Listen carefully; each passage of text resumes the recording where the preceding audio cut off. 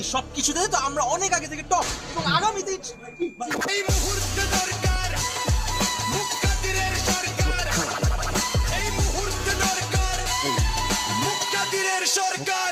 এলাকার ব্যবসায়ীদের থেকে পার্সেন্টেজ দাবি করা হয়, চাঁদা তোলা হয়।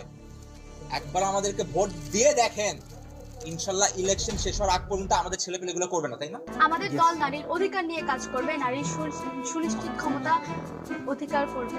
এই তুই চিনোস আমারে? চিনোস? আমার সহযোদ্ধা ভাইদের গায়ে গুলি লাগবে কেন? দেশ নিরাপত্তাহীনতায় ভুগবে কেন? আগামীকালকে আমরা দলবদ্ধভাবে বাংলাদেশে একটা সুন্দর ড্রোন শো উদযাপন করবো।